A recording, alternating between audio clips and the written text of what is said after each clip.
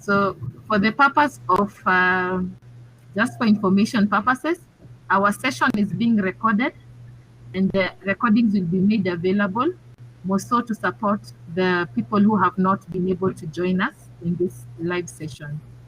It's been quite a journey, but today we have started our day one of training. For those that do not know me, my name is Barbara Kavugwi Mahaya. I am an e-learning support specialist at the e-campus of Maseno University.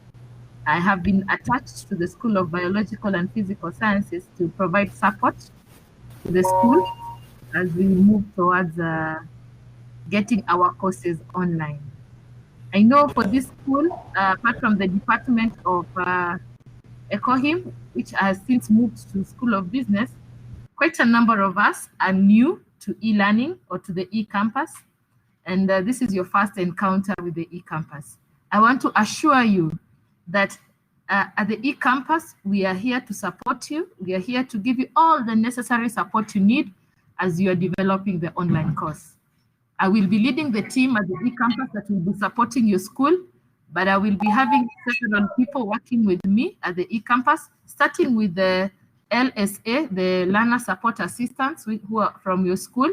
That is Nguzi and Stephen and George. I will also be working with Shikanga closely now that he is the champion. And at the e-campus, I have a lady called Sally Achieng and a lady called Beatrice Mwai. We will be working closely to support you. The training does not end only with the virtual meetings. We are available for one-on-one support. So because of the COVID-19 restrictions where we cannot have large groups of people together physically meeting, that is why we are doing the trainings virtually, but the support will still be one-on-one. So in case you're facing challenges, in case you have a question or you may need someone to help you with the procedure of how to upload the content after after our e-workshop, please come to the 10th floor and you can ask for Barbara, Beatrice Mwai, or Sally Achieng, and we will be at hand to sit with you and to support you. So I just needed to assure you that we have put in place all the necessary mechanism to adequately support you as you're developing your online course. It is a new normal, but it is an exciting journey. With the right attitude and perception, this is very much possible. So before we get started, I'll give the Dean, Professor Nentondo, an opportunity to address us, then we can get started.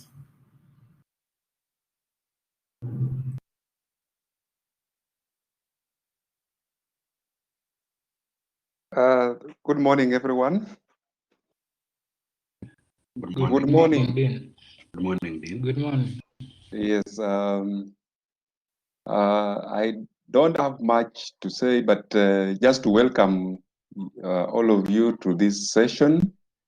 It's a very important session because we are being introduced to the e-learning process, which we have not been, as you have heard from Barbara, except for the School of, the Department of ECOHIM. But I believe that with the support that we have been assured, this will go very well. I want to thank all of you who have joined this session. Also the facilitators through Barbara, that we are going to have an exciting time as we go through this process. Let me not take a lot of time. Let me just take back to Barbara so that she can continue. Thank you so much and welcome. Thank you so much, Professor.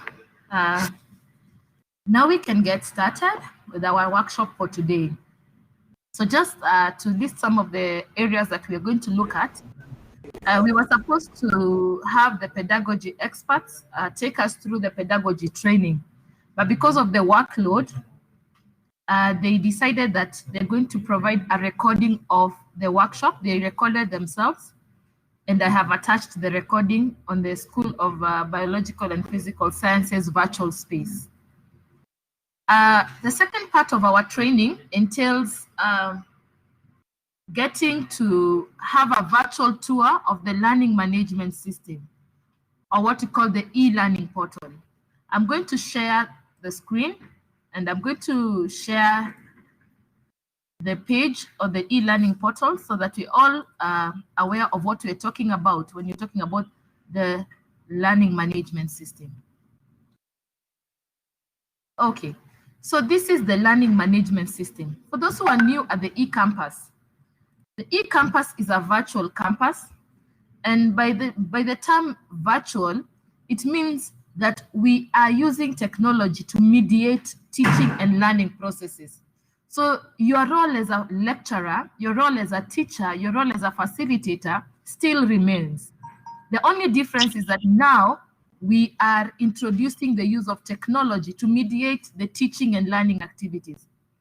If you are asked to define what is teaching, teaching is a set of activities that make learning possible. So all those activities that you usually do in class, you give lectures, you give assignments, you give group work for this, you give some reading activity for the students. So all those activities that you usually undertake in the class now can be done through the use of technology. So technology is not replacing the teacher. Technology is mediating, it's just coming in to become a medium that will facilitate teaching and learning activities while still enforcing social distance, or what we call physical distancing, because of the pandemic. We're also using technology to mitigate against the crowding. Yeah, so you're still able to teach from wherever you are, still be able to interact with the students wherever you are, but now we are using technology. So what is this technology we are using? We have set up a platform, and that platform is what we are referring to as the LMS. You will be getting people say this term, LMS. LMS means Learning Management System.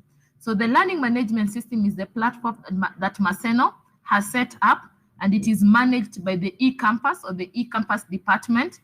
So what can we be able to do on this particular platform?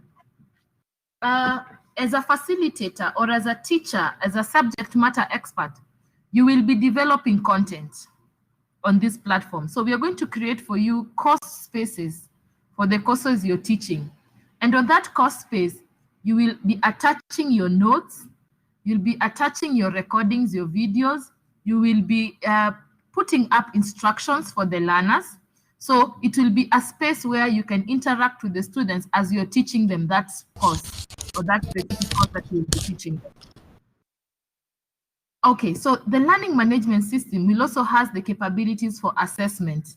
Now that all our assessments, our continuous assessments, will be digitized, so this platform, you will be using the same course space to assess the learners. You will also be using this particular learning management system to have your lectures, the live classes, we will be referring to as live classes. Currently, we are using a tool on our platform to have this e-workshop. So this is the same tool you will be using to deliver your classes. So in some instances within the week, you will be setting up a live class, just like we have set this up, and the students will be joining just like you have joined, and you will be delivering your lecture just as I'm delivering the workshop content through this platform.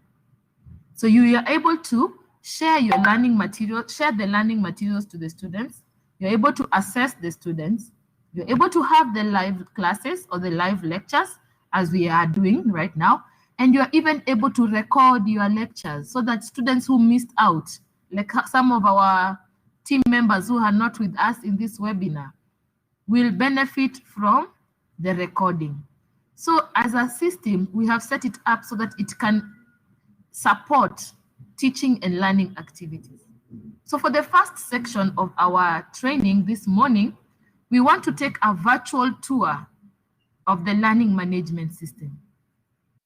Now, by the fact that by the virtue that you are already logged in and you're in this session, it means you have been able to log in. Okay? But for the sake of those who will be following the recording, I will take us through the steps of logging in. To log in to this platform, you need to type in the URL e-learning www.maseno.ac.ke in your browser. So our system can work on any browser, even your phone. You can actually access the system even on your phone. So even with the browser on your smartphone, you can access the learning management system. So to access the learning management system, go to elearning.maseno.ac.ke. You can have it saved on your browser because it is a link that you will be visiting frequently. Once you type in the URL, on the top right corner, there is a link written login.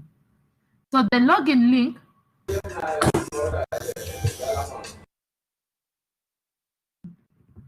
kindly let's mute our microphones.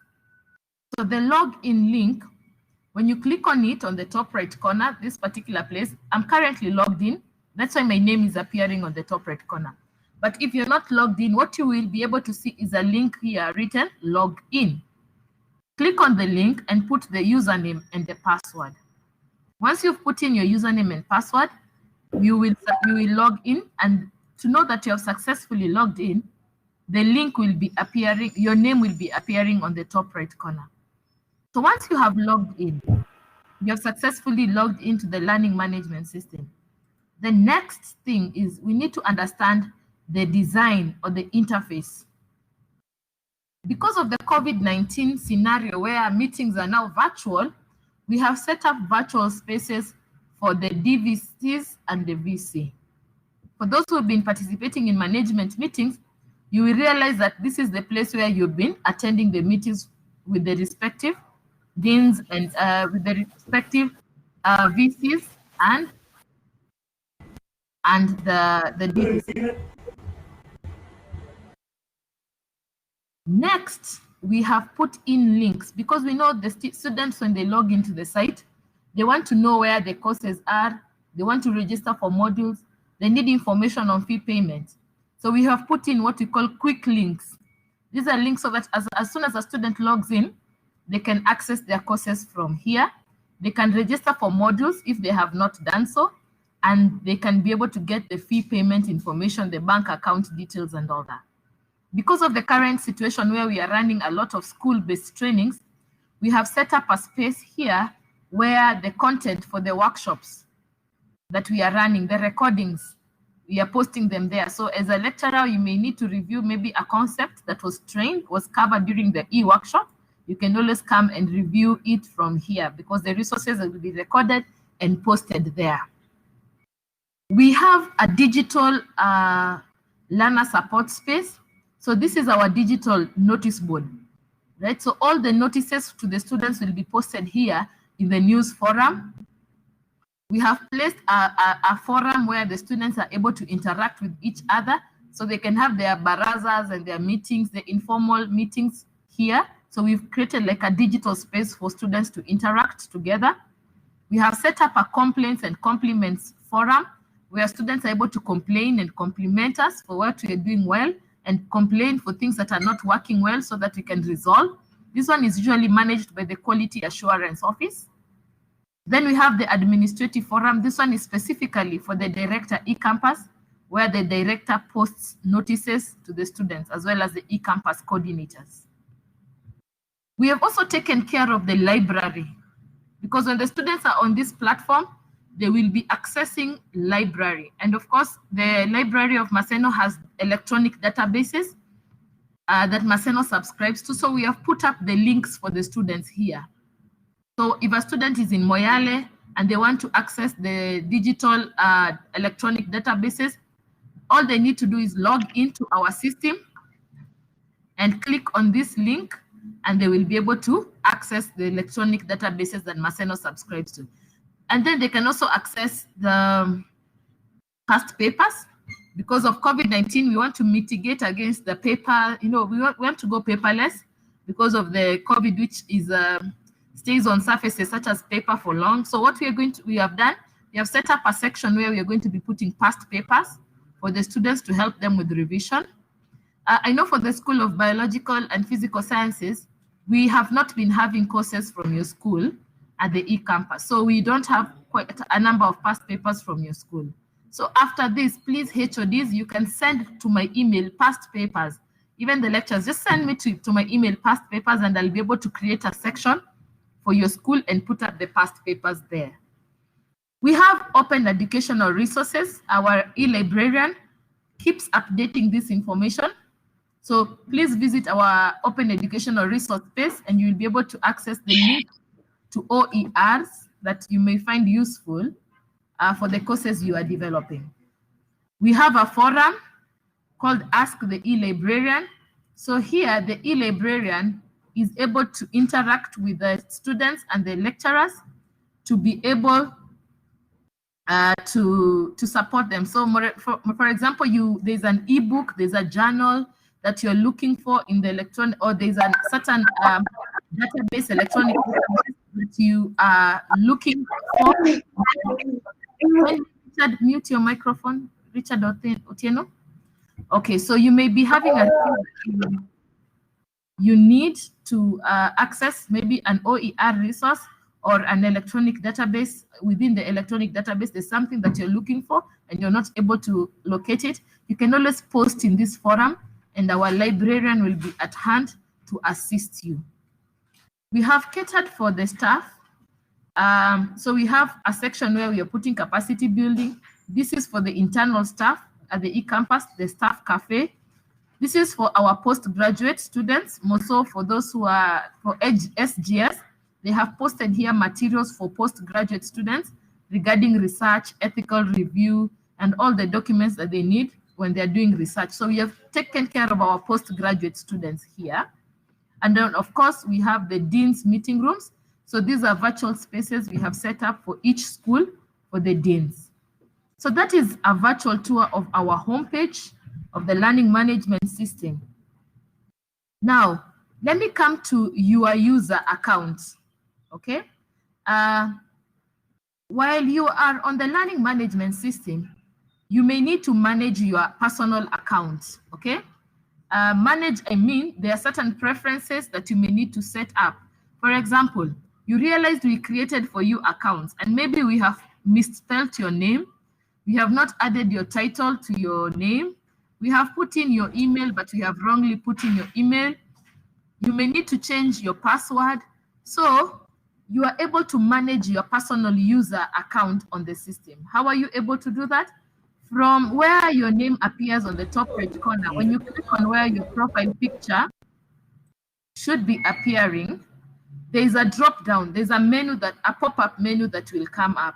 On the pop-up menu, we have certain menus. The first one is dashboard. So the dashboard, remember on the WhatsApp, I kept referring to you to look at your dashboard so that you can establish whether all the courses you are developing have been loaded on your dashboard. So for you to access your dashboard, which is the space where your courses are listed, you simply click on the option dashboard. So on the dashboard, you will see the courses you are developing are listed there. On the dashboard, there's also a link written timeline. On the timeline link, this is a list of reminders for you for the activities that you will have set up. For example, you have set up a live class, maybe, and scheduled it for maybe 2 or 3 days from now. So the timeline will keep a record of all the activities that you have scheduled for the course you are facilitating. Mostly this timeline will be active during the time when you will be facilitating your course. The link on courses will be a list of the courses that you are currently facilitating or developing. So as you click, as you navigate through your timeline or through your dashboard under courses, you should be able to see the courses that you are currently developing. Okay. The courses are going to be categorized into 3: in progress, future, and past. So in progress are the courses that you are going to be currently developing for September intake. After we have loaded them on your profile, we are going to put the start date of September so that the courses are going to be listed here under in progress. Future, we are going to list the courses that you will be developing in the future. And then past, courses that you facilitated or taught in the past at the eCampus. So this way, it's just a way to make your dashboard to be organized nicely. Okay? So that is it about the dashboard. Let me come to the option of messages. On your, one of the ways you will be communicating with the users on the site, other users on the site, is going to be using the messages. When you log in on the site, okay, when you log in on the site, just next to where your name appears, there is a message icon. And as you can see on the message icon, currently I have 8 messages, which means 8 people have sent me messages. When the September semester begins, when the I hope we are all able to see the illustrations on screen. Andrew, are you now able to see the illustrations on screen? Please confirm by typing yes or no on the public chat. But for the sake of just to comfort you, we are recording the sessions, and the sessions will show the illustrations. Huh? Okay. Just check on your screen, please. Check on your screen, Andrew. Maybe if you're using a phone, you may need to swipe on the right so that you're able to see the screen. If you're using a phone.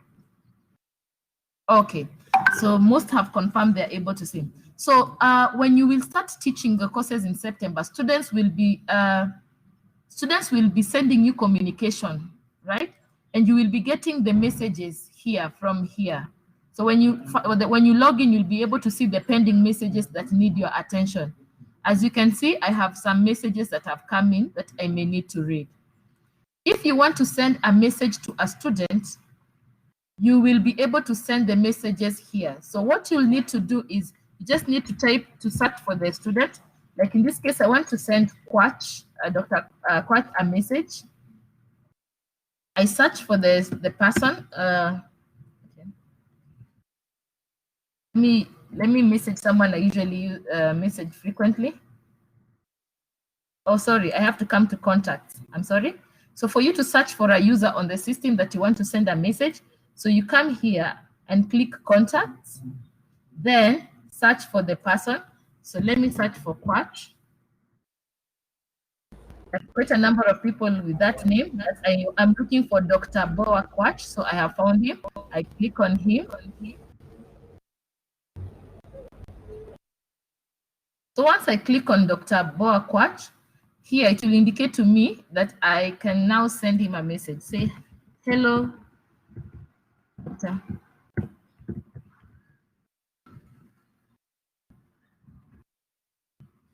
I can send him a message. When he logs into the system, he will be able to see my message is listed here.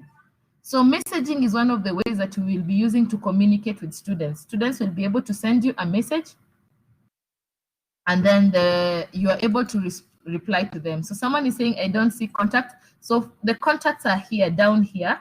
So here there are 2 options, messages and contacts. So here you can see the contacts, right?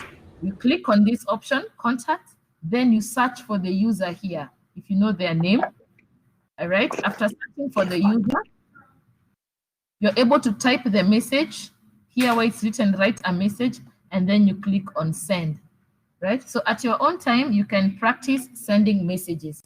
So you will be receiving quite a lot of messages from the students as you will be facilitating the online course. So let's move to the next menu on our, which is of interest, which is preferences. So preferences is the place where you can set your personal preferences on the site. The first preference you can set is you can change password. So most of you, we have given you generic passwords, which are your email or your phone number. So if you want to change your password, you can change it from here, okay? Then there's a preference you can set, which is edit profile, which we expect all of you to do. So when you click on edit profile, you can be able to change your name if you have not placed them correctly. You can be able to edit your email. Apart from editing your email, you can also be able to put in your description. As you can see, I have put in my description. from my profile, on my profile. When somebody clicks on your name, this is the profile description they are going to see. So you need to ask yourself, what do you need the students or the users on the site to know about you? When you work in class, when you're teaching face-to-face, in most cases, you introduce yourself, who you are. My name is Barbara Kavugwi. I'm the lecturer of this course. Yeah. And as sometimes you may give them your academic background. Tell them, okay, I'm a professor of this. My research interests are this and this. So what do you want the learners to know about you? Or what do you want the users to know about you? Because now this is your e-portfolio. It's like you are describing yourself to other people on the site. So what do you want them to know about you? Okay. This being an academic platform, we want them to know about our academic background or our educational background. You studied bachelor's in what, where, which year, master's in what, right? PhD in what? What have you done in terms of your academic background? Your research interests, okay? So what are you interested in terms of research? What research are you currently doing? What projects are you currently undertaking, right? Because the first thing that students will do when they come to the site, they will click on your name to view your profile. So in the description, please put in the description about yourself. So we're going to share, in our SBPS virtual room, virtual space, I'm going to share sample profiles for us to look at. So once you have edited your description on your profile, you need to attach a profile picture. So the way you do this is you simply click on this blue arrow, click all files, choose file, then select the profile picture on your computer, then click upload this file. Once you upload this file, the profile picture, it will be loaded here. So once you've edited your profile, you can scroll down and click update profile.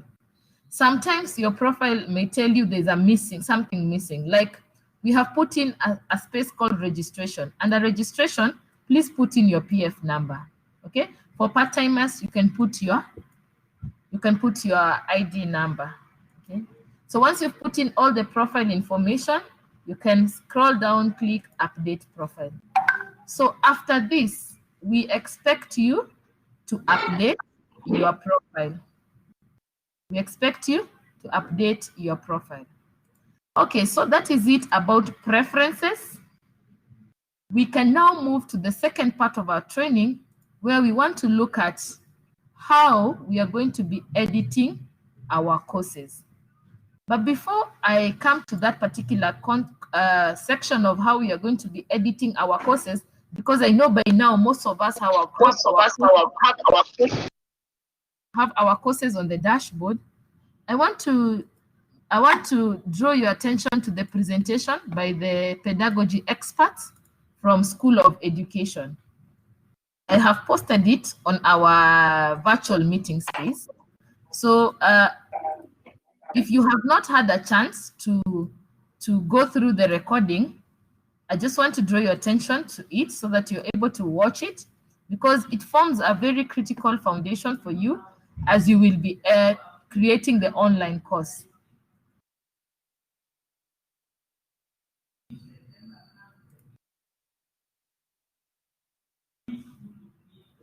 So I am loading the presentation so that we are all able to see it.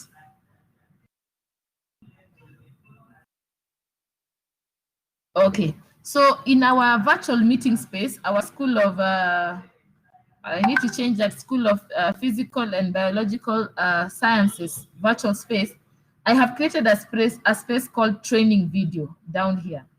I've also created a place called documents, and I have attached the template documents, the PowerPoint and the Word template for us. As we will be creating our notes, let's align it to this template. And as we'll be creating our PowerPoints, we have the PowerPoint presentation template. But under it, I have put training videos. And under training videos, including the videos that we are going to be sharing, the other videos that we are creating for you, we are going to be listing them here. So I've already put the School of Education Pedagogy Training recording. So after this, kindly go through the recording, which, because it provides us with the foundation we need in terms of the pedagogical aspects that we need to consider as we are developing our course. But just before we do that, maybe I can give a highlight of what the pedagogy training entails. So Professor Indoshi and team are teaching us on a concept called constructive alignment. So constructive alignment, they're going to be taking us through the process of developing learning outcomes. If you look at our courses for each topic, we expect you to develop the learning outcomes for that topic. You need to link the learning outcomes to a learning activity. Whenever you set learning outcomes, you need to ask yourself, how are the learners going to satisfy this learning outcome? So you develop learning activities that will enable the learner to be able to satisfy the learning outcomes. After the students have undertaken the learning activity, and in the online classes, you're going to be giving them various types of activity. For example, you can give them a video to watch. After they've watched the video, which is an illustration of how a certain concept is carried out, you can give them a learning activity to go and practically carry out that activity, maybe in a lab or in a certain setting. Once they've done that, you may ask them to write a report of what they have been able to do in terms of the learning activity you defined. Okay, so as they present the report to you to read, you will be assessing them. So that assessment component will be checking out if the students were able to carry out the learning activity well. And that assessment will also be able to help you understand that, has this learning outcome been satisfied? So when you look at our templates, our topics, you're going to have a section where you're going to write the learning outcomes. You're going to define to us the learning activity. Then you're going to tell us, how are you going to assess the learners for this particular component? And then the assessment should tell you if the learning outcomes have been satisfied. So this is what the pedagogy presentation is going to entail. So we're going to have Professor Indoshi giving us an overview of constructive alignment. We have Dr. Rabari taking us through setting or developing learning outcomes. We have Mr. Mogaka, who will be taking you through the process of the various types of learning activities that you can develop. And then you have the final presenter, who will be taking us through the component of assessment. That is very, very important. Andrew, kindly check on your microphone. Is there anybody else who cannot be able to hear? You can just post it there. I hope you are all able to hear clearly. You can post on the public chat in case of any challenges, okay? But Andrew, kindly look at your microphone. Just check that your microphone is shared.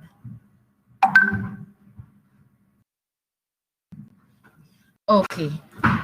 So that is it about the pedagogy presentation. So I will expect you to kindly go through the video that we have shared, and this concept of constructive alignment will become clearer. And the same principles you will need to take with you as you are editing the online course. So for this, the third part of our presentation, we are now going to go into the courses. And we want to see how you're going to be editing the information on your courses.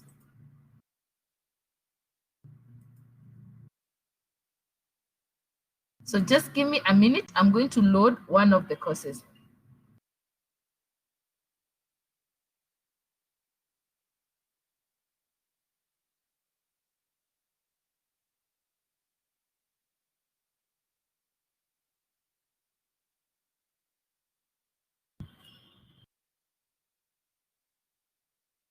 Okay, while I'm loading the courses, one of our courses, to see how we are going to edit, I wish to draw your attention to the link I have shared on the chat. So the members who are having trouble joining the system, logging into the SBPS space, click on the link and you will be able to join as guests. So I'm going to share the same on the WhatsApp.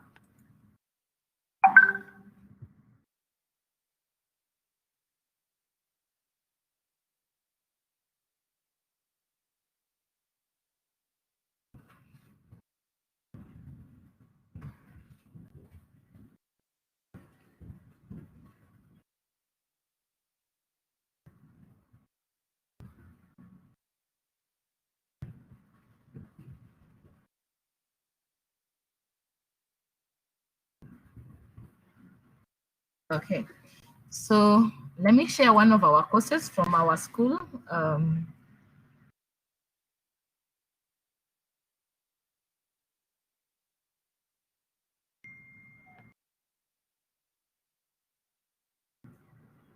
Ungeng'eyo kidwa to kal gi black and white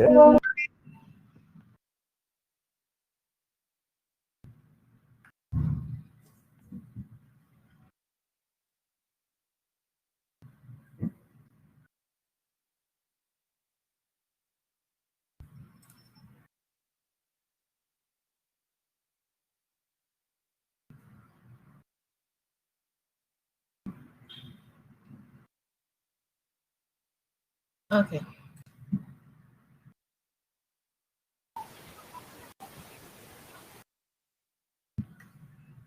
So I was loading one of the courses that we will be developing, SBT for 10. So by now, for some of us who have already accessed our dashboard and you have seen the courses that have been loaded to your dashboard, the courses will look like this, what I'm able to demonstrate on screen. So we have created the courses and put up a template for you so that you can easily edit the template as you are creating or uploading your materials.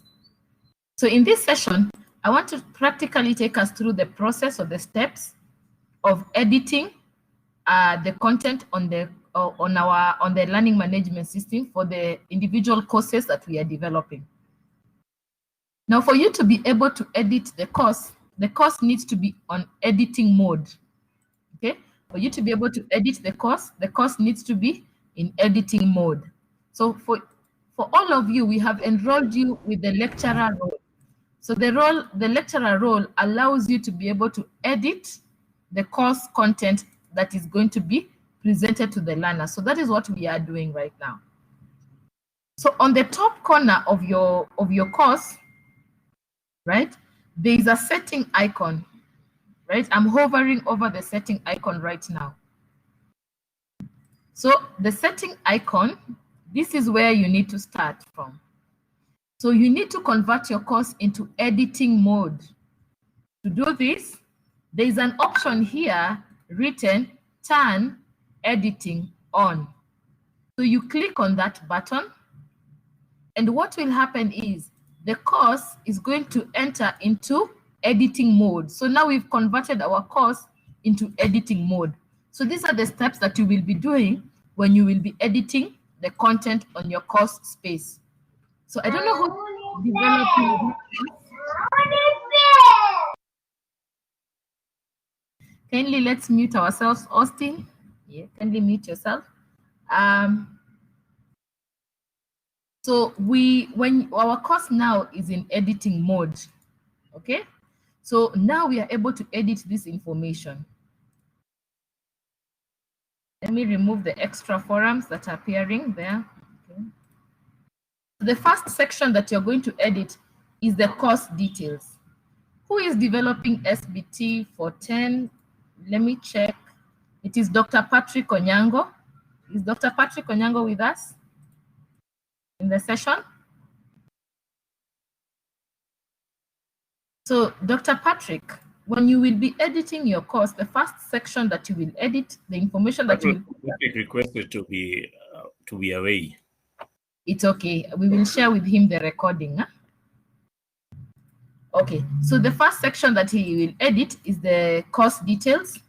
So here he's going to put the course code, SBT for 10, the course title, his name,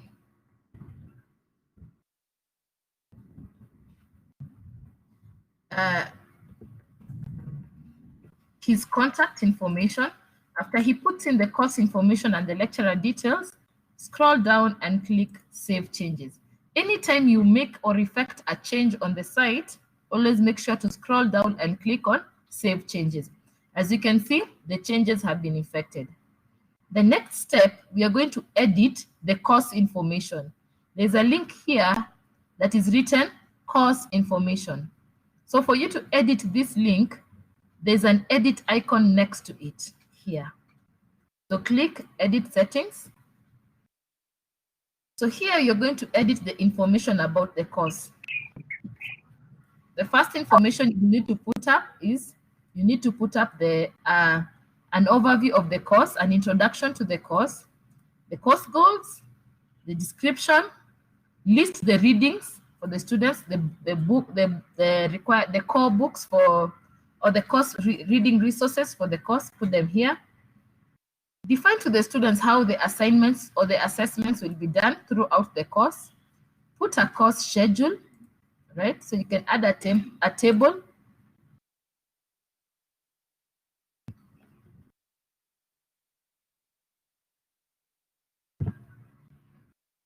You can create a table and tell us each week, week 1, what are the students going to do, right? Week 2, week 3. So create a schedule of the activities that will be taken through.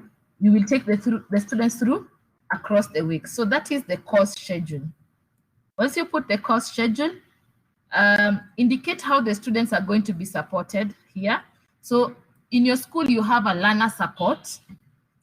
And I know it's George and Nguthi. So you can put the learner support contact here. Academic support, put the contact of the lecturer who's teaching the course here. This information needs to come up.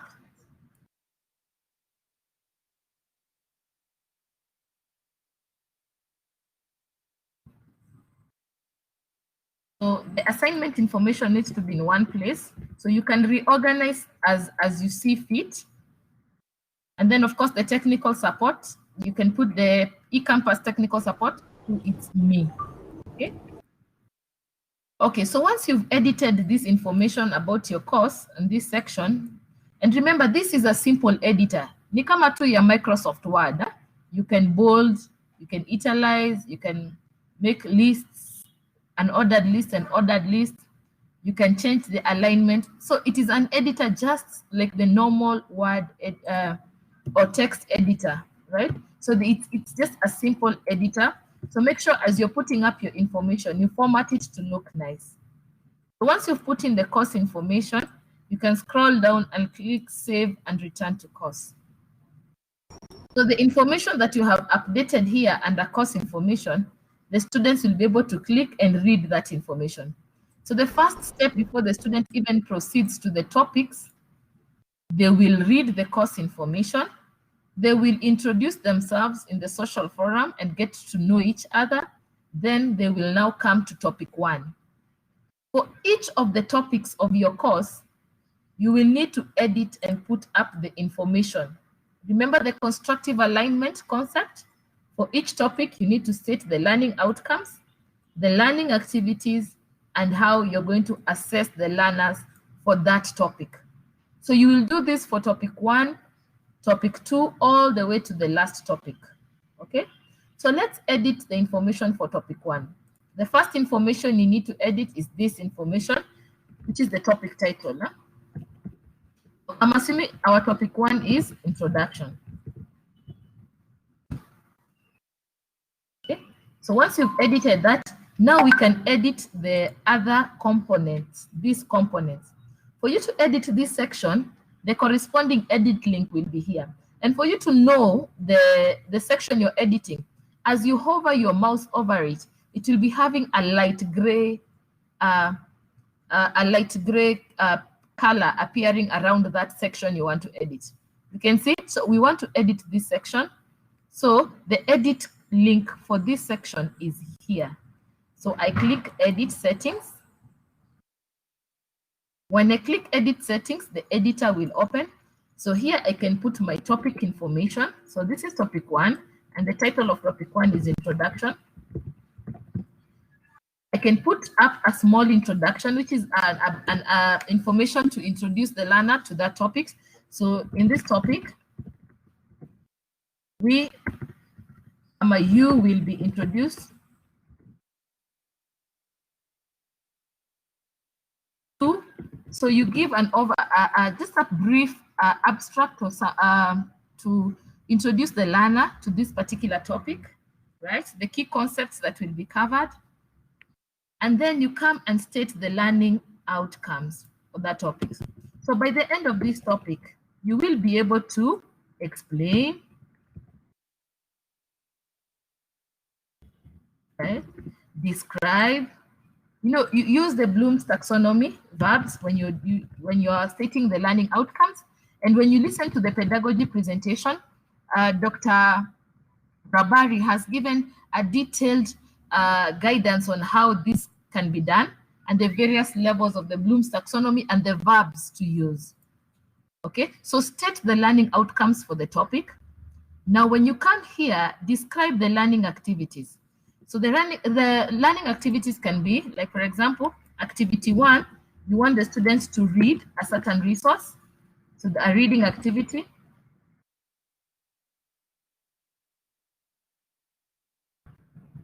Maybe you've given them some topic notes to read. Maybe you're giving them some article to read. So they read the notes, article. You can have a topic activity where the students are watching a video. Okay? So you can give them some activity where you're giving them a video to watch. It can be a lecture video which you have recorded, okay? Because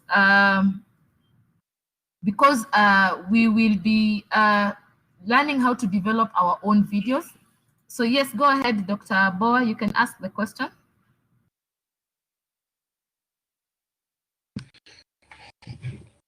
Thank you. What I wanted to ask is where you're talking about the technical support. You have told us about the e-campus stuff and noting that our courses are practical courses. Is this the place where we are also supposed to tell the students, the technicians who will also be taking them through the same course? Because Yes. we also have technical staff at the department. Yes, that's a very good observation. Thank you so much, Daktari. So we need to define the technical support. So there will be the e-learning technical support for they can't log in or they're having challenges. And there's also the technical support that you provide at the school. So yes, so you can put the contact of the technicians who will also be supporting that course. So that's a very good observation. Thank you, Daktari.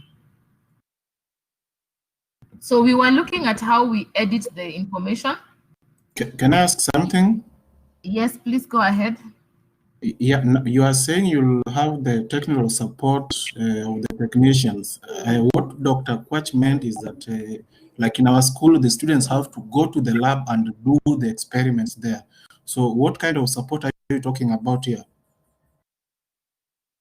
Within your courses, especially those which are practical, part of the learning activities you're going to describe are the practical tasks that the students are going to undertake when they go to the lab, right? We at the e-campus, we will offer e-learning technical support. And it is important that you state that under technical support. So for e-learning technical support, you have the following individuals at the e-campus providing that support. But for school level support, for lab level support, also need to say the technical support for the lab is so and so, while the e-learning support is so and so. So we need to define those supports very clearly under technical support. Okay. Is that clear? Okay, so I think I can proceed. So in the learning activities here, describe the learning tasks. Describe what the students will be undertaking in that topic. If that particular topic entails some practical lab work, give the details of the lab work and what needs to be done here under the learning activities, and then tell the students that they will then proceed to the lab to do that task on a specific time. So that will be covered in the schedule that you're going to share to the learners under the course information. Here, tell us how you're going to assess the learners, how you're going to give them feedback. Once you have already defined all this, click Save and Return to Course.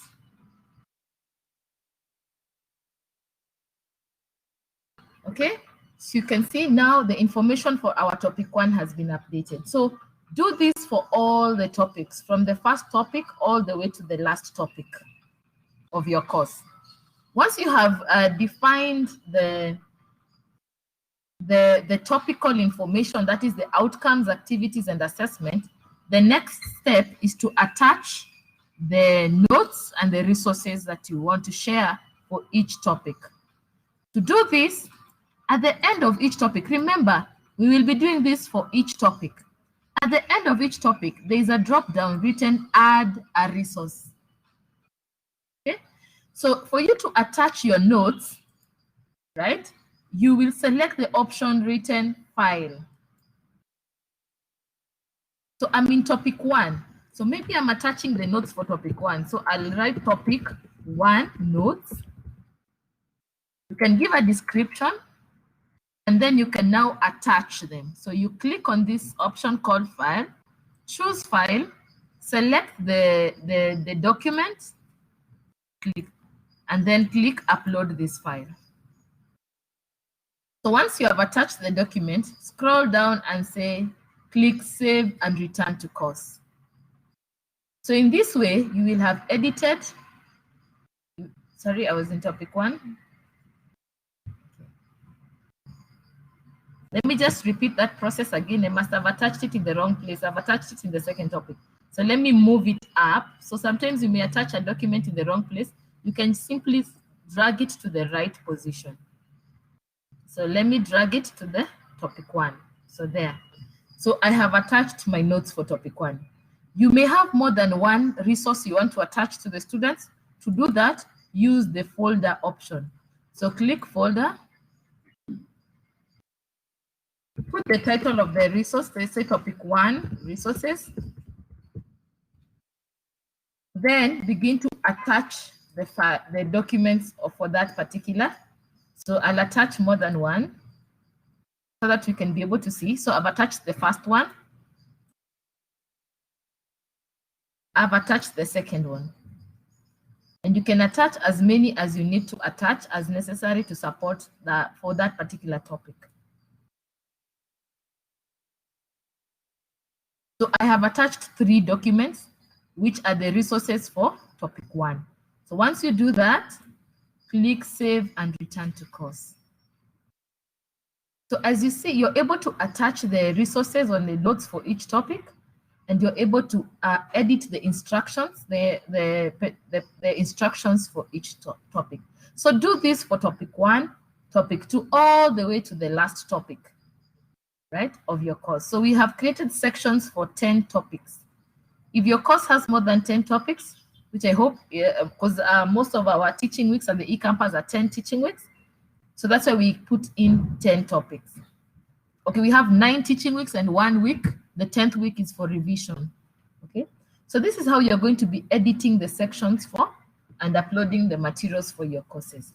At this point, after you're done editing, come back here to the settings of the course and click turn editing off. So now we are no longer in editing mode, but the information that we uploaded on our course as you were editing the course will be available, as you can see. So at this point, we can take questions. So if you have any questions, you can unmute and then ask the question.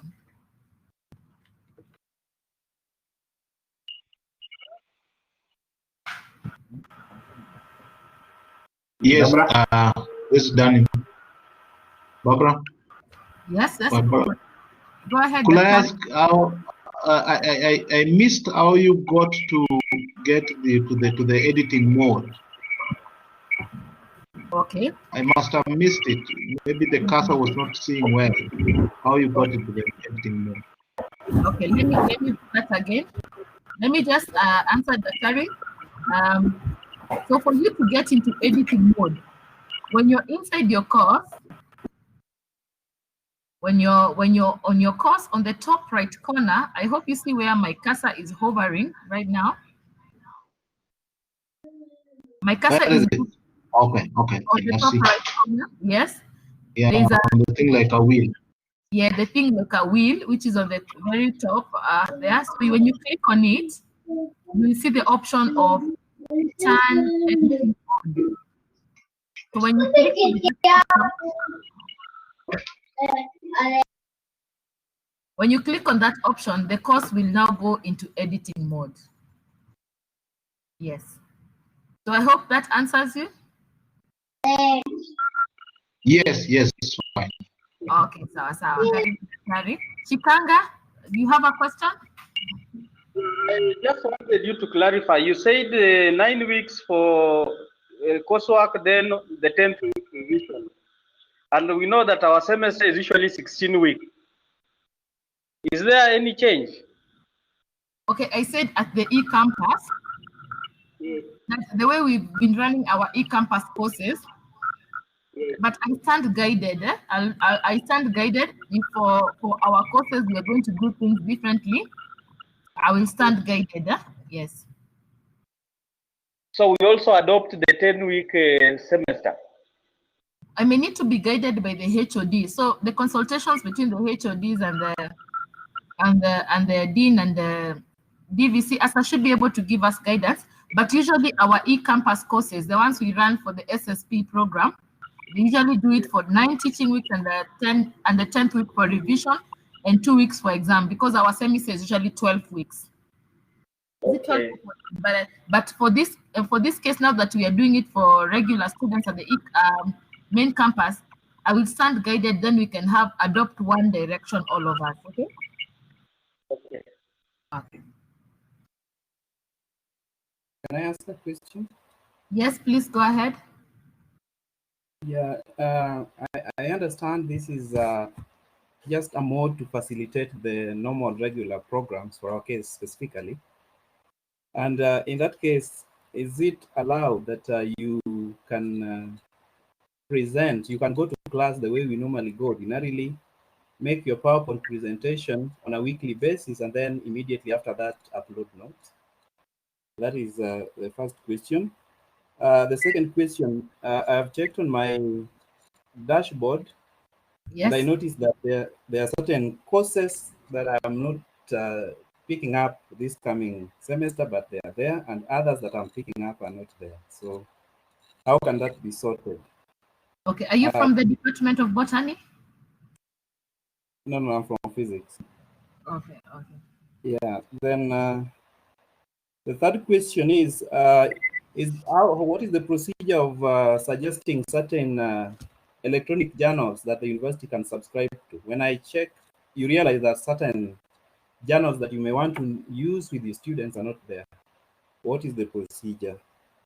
And finally, for now, in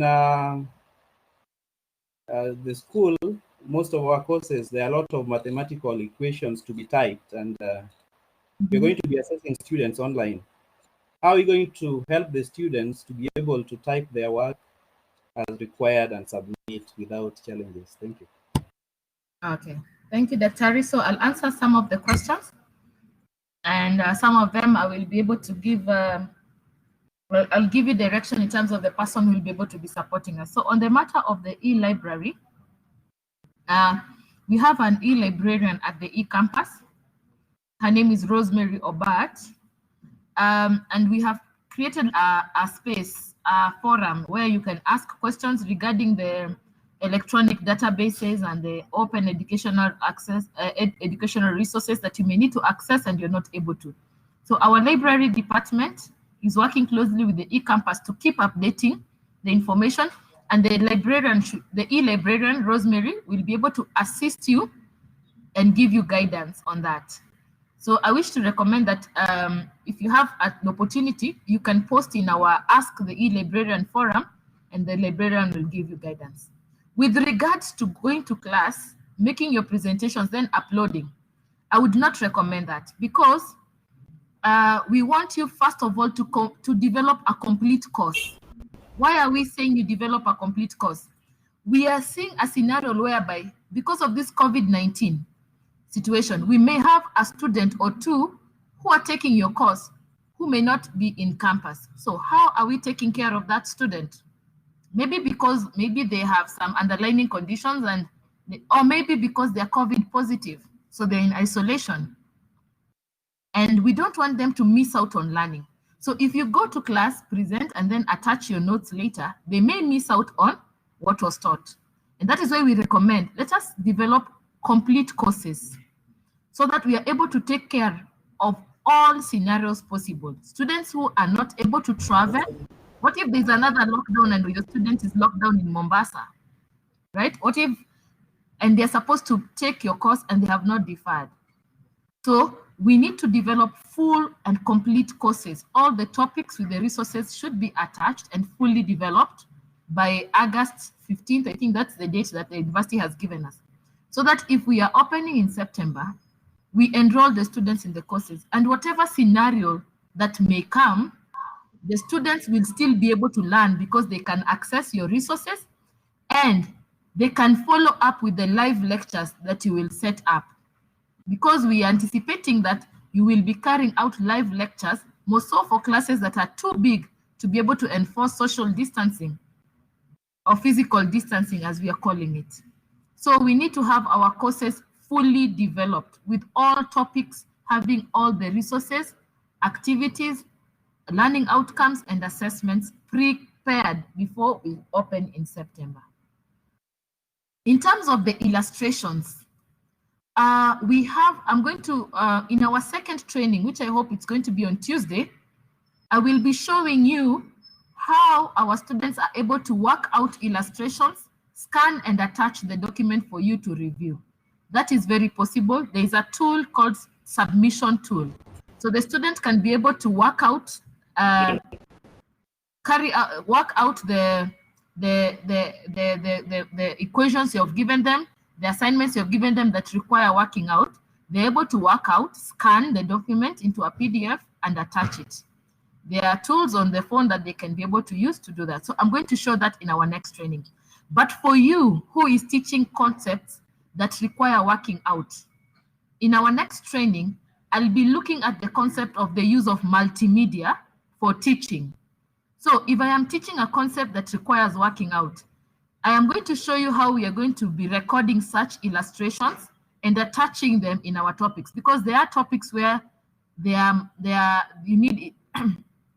illustrations. So I'm going to show you how we're going to record such kind of illustrations using simple tools. So in our third training, in our second training, we will be looking at the concept of multimedia, okay, and how we can develop simple multimedia. And after that, we will also be giving personalized support as you're developing the multimedia for your course. So you can come to us and tell us, my custom illustrations that I need you to help me record, and we're going to show you how to record with your laptop, with your phone, and attach them as part of your resources. So for illustrations, just hold that thought. We will have a session when we will cover that. So any more questions? I hope I have answered all the questions. Yes, and this is Dr. Onyango again from Physics Department. Now, you just mentioned that we should have these contents by 15th of August. Yes. Today is 24th, and I don't know if you also teach, but most of us have at least 4 courses. It's not possible to develop the contents for the 4 courses in 3 weeks. So maybe you should liaise with whoever at the top that we should, the best scenario will be we develop this, they are arranged topic-wise, topic by topic. So maybe when the students come, there should be at least a given number of topics uploaded, then we continue uploading as the time goes. Otherwise, it's not practical to develop the content for our whole 4 courses within 3 weeks. I mean, to type these notes, everything, and put them online. Okay, so that one will be guided by the dean and the HODs. I think the university had already. Barbara, can I... Yes, please.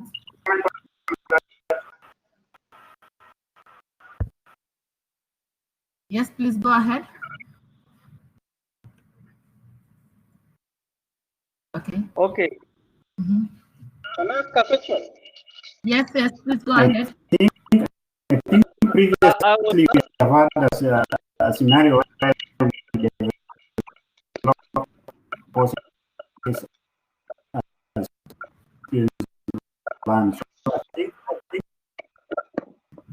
Shikanga, just position your microphone correctly. We can't hear you clearly. Just position your microphone correctly.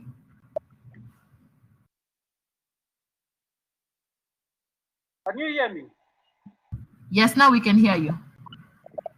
My question is, are we going to use the timetable whereby the topics will be locked? Maybe, let's say topic 1 is offered in week 1. So the students cannot access the rest of the documents. They can only access one material for topic 1, or they'll be able to access. Okay, you're right, Shikanga. The content is going to be availed on a week-by-week basis.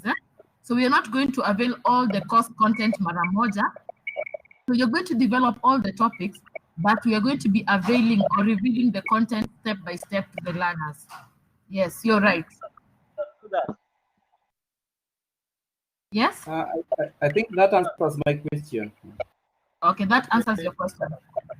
Okay. Because it doesn't make sense really putting the whole document. Some students may not even read. If they're able to go through the content in the entire semester, then it doesn't make sense putting the whole document at once.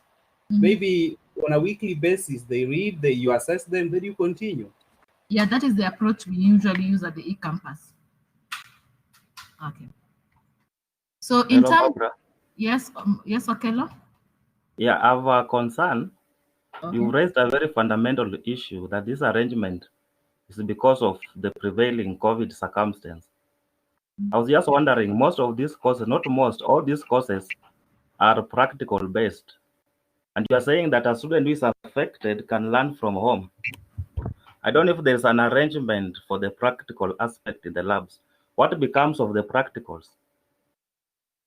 Okay, that's a good question. So I'll put it to the floor so that we can all brainstorm on that.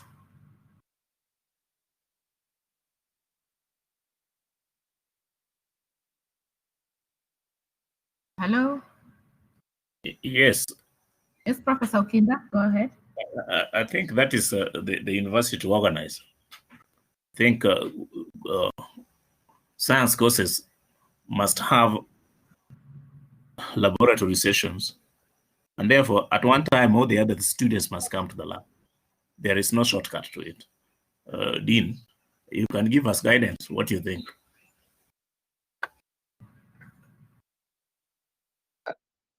I think you are right, Professor Okinda. For us in the sciences, we must have our students taking the science practicals. That means they have to be practically in the laboratory to do that. So, but it means that we'll have to think on how to organize how the students come to the lab to do their practicals, and that is now a question of the affecting the whole university, because it's not even just in the School of Physical and Biological Sciences. We have other schools also affected in the same way. I'm thinking of School of Agriculture. I'm thinking of School of Public Health, where they do practicals. So it is something that we have to think about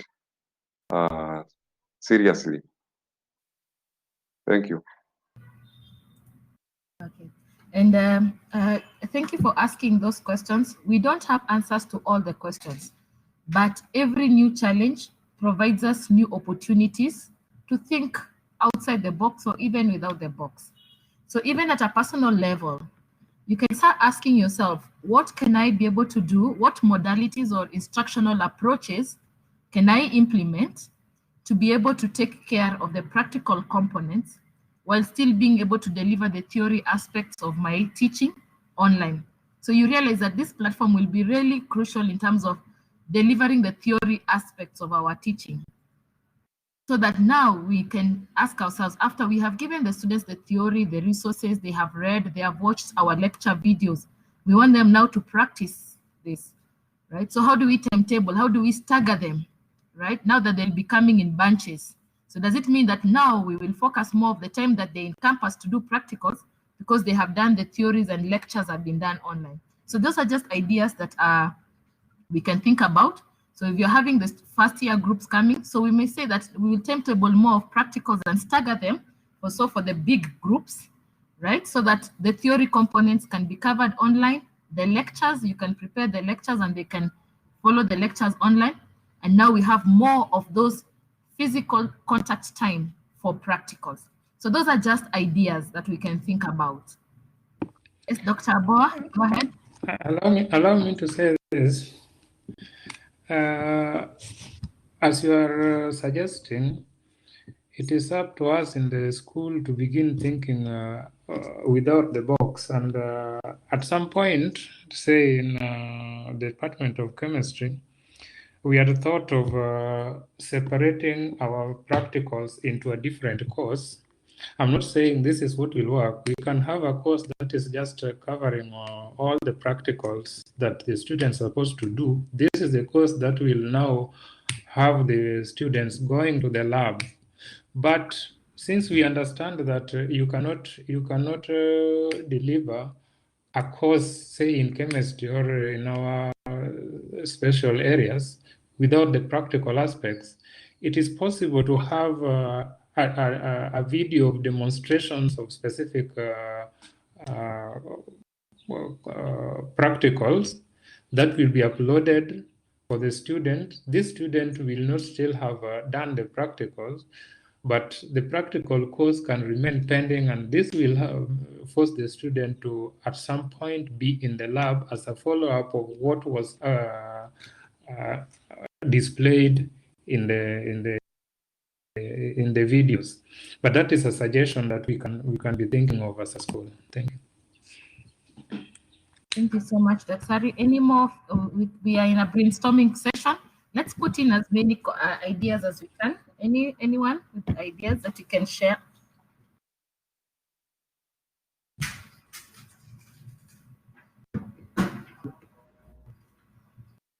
Yeah, I think this what Dr. Boa has said is actually what we are doing in the physics department. We have a practical course on its own, so other units don't have to rely on that.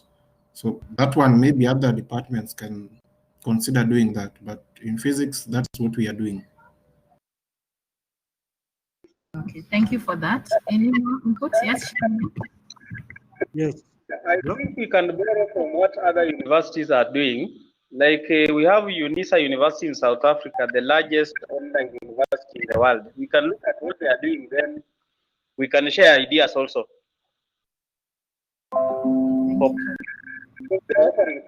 Can I say something? Yes, Professor Kinda. Sometimes you can spend a lot of time on this, but my suggestion is this. Can the dean form a small committee, work out how these articles can be done, and to present to Senate, so that what we are doing is going to be something that is university approved.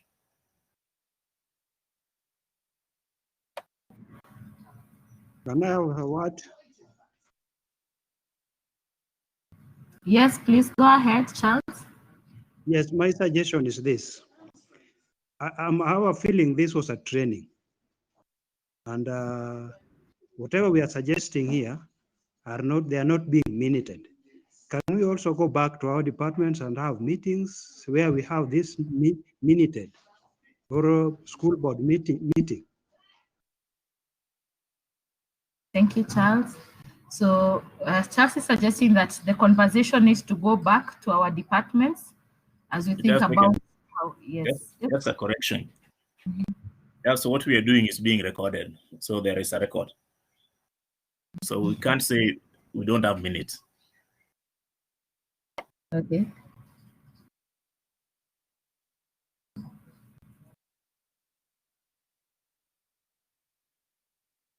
Hello. Yes. Yes. Yeah, this Kowenje.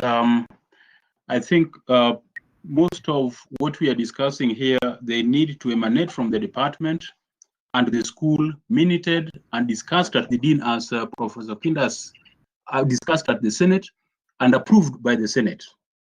So a lot of homework or housekeeping need to be done before we change some of these things. Thank Thank you, Professor Kowenje.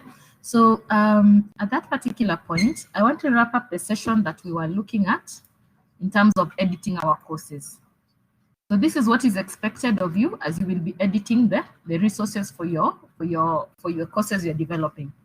I want to mention, and this goes to the HODs, I did the enrollment based on the allocation you sent, and I forwarded it on WhatsApp for everyone to see.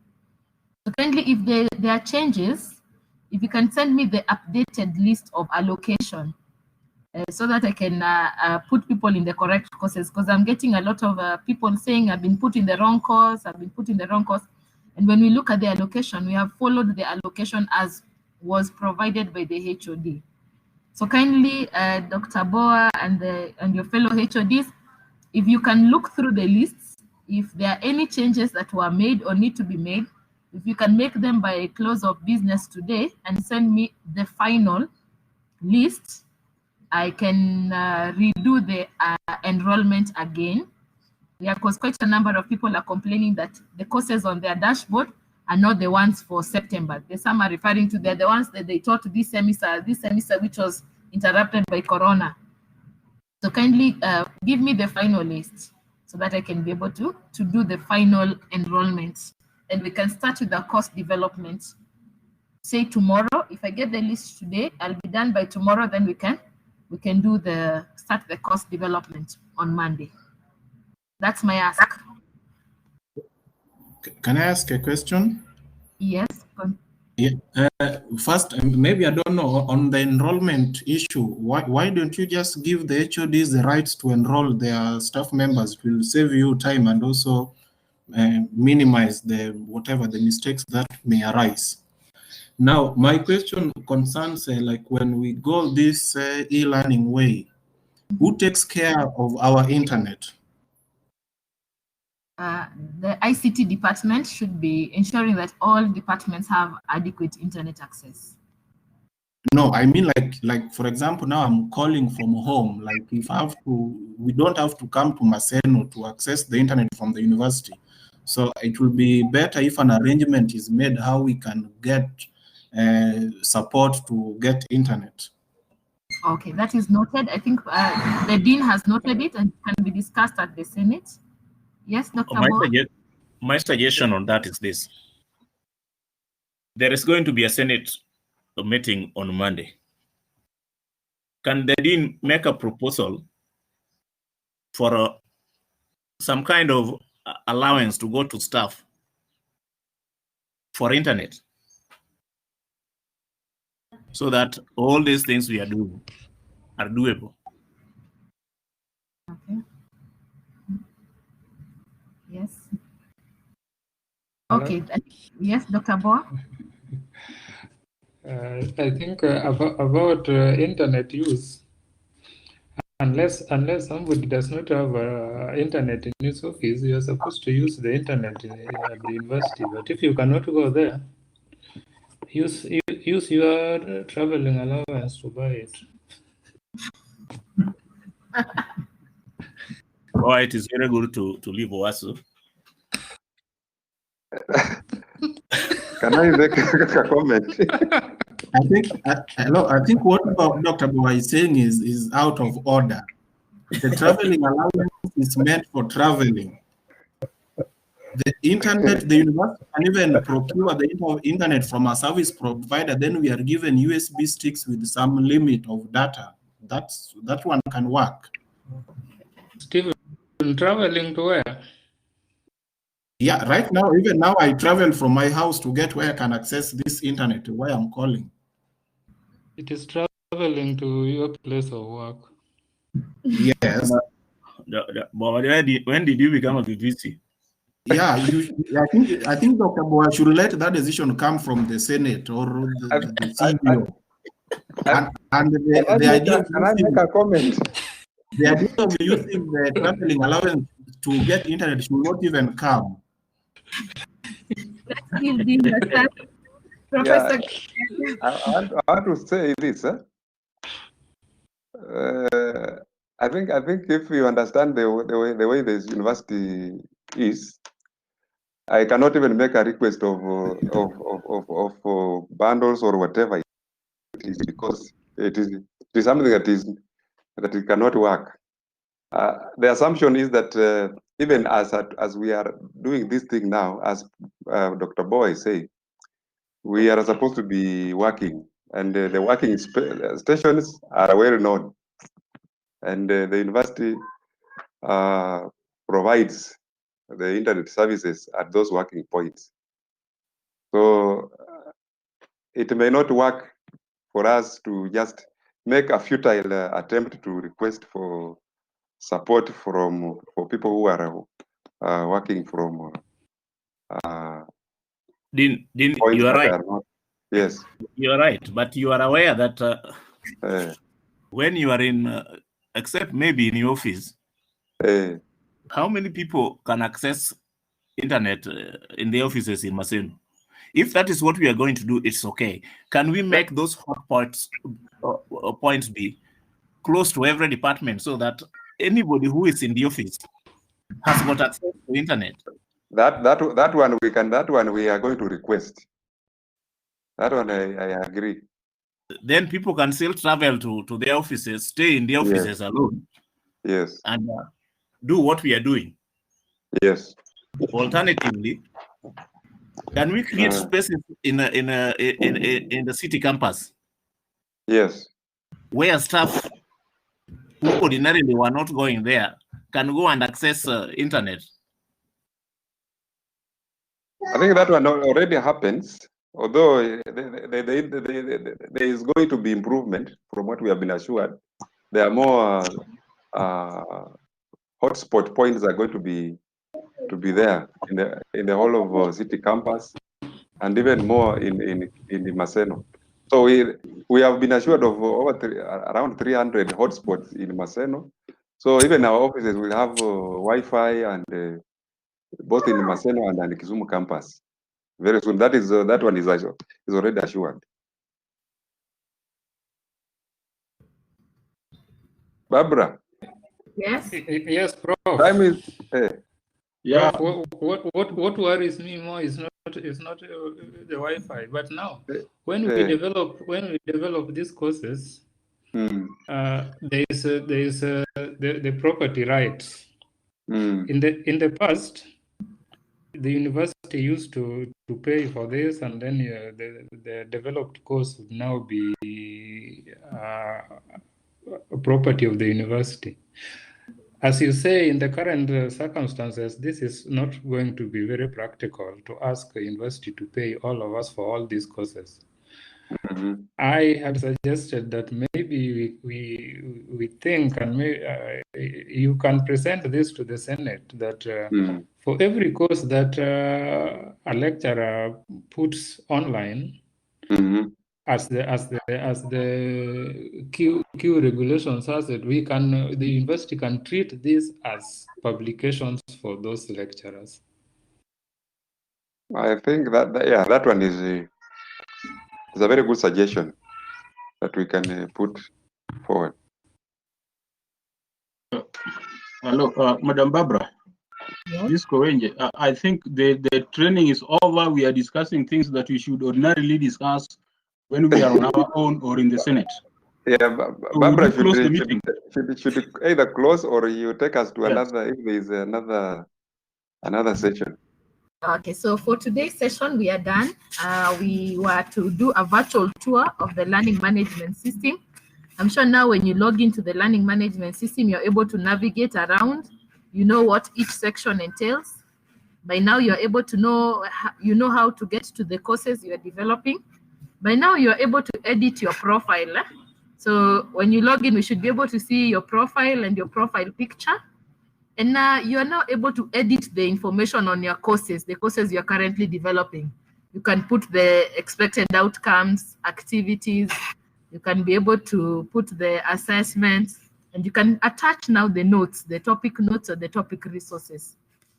So in our next meeting, which I'm hoping is on Tuesday, because I know Monday there's Senate, we will go to the next level, where now we are going to look at how we can be able to create simple multimedia that can enrich our courses. I've rightly heard Dr. Boa talk about recording yourself carrying out a certain practical task, uploading it to the students. Those who are doing mathematical concepts or have illustrations showing how learners can work out certain concepts. We're going to see how we can be able to do that even with simple tools. So if there isn't much, I'll take it back to Dean to wrap it up for us, then I will end the session. Thank you, Barbara. I think we have had a very stimulating presentation. I noted that the maximum number that I saw of the attendees were 32, meaning that we have a number of our colleagues who didn't join, maybe for various reasons, and some joined late because of maybe they were not able to join until the link for guests was provided. I want to ask our colleagues to spread the word that actually this thing is going on. To those who didn't attend, and encourage them that in the next session they should be there. Otherwise, I just want to thank everybody who has attended and made a contribution. And I wish you the best as we proceed. Thank you. Thank you, everyone. And I'm about to end the meeting. So ukiona screen imeenda blank usishangae.